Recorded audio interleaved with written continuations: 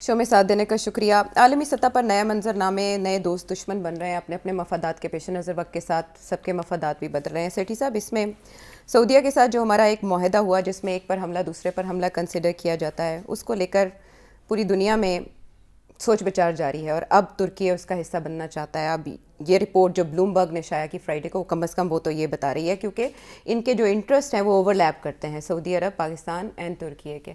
आप बताइए किस हद तक इत्तेहाद मुमकिन है और कितना देर पा होगा, और क्या ये एक बड़े इस्लामी अलाइंस में बदल सकता है? देखिए, हम तो ये चाहेंगे कि अगर हमारे ऊपर हमला हो तो सऊदी अरेबिया क्या, टर्की क्या, सारे ही हमारी हेल्प करें जी, ठीक है ना, because we have faced with India. मगर हमारा इशू ये है कि ये जो मिडिल ईस्टर्न कंट्रीज़ हैं, ये आपस में भी इनके काफ़ी इश्यूज हैं, लाइक यूएई और से Saudi Arabia, Yemen and Saudi Arabia, Sudan, Somaliland and so on. तो we have to be very careful. मेरा ख्याल है ये जो डिफेंस पैक्ट है विद सऊदी अरेबिया, ये किसी और के साथ इस किस्म का डिफेंस पैक्ट मुझे नज़र नहीं आ रहा। I don't think we are in a position to do that. अच्छा। तो अलबत्ता ये ज़रूर है कि military agreements can be undertaken.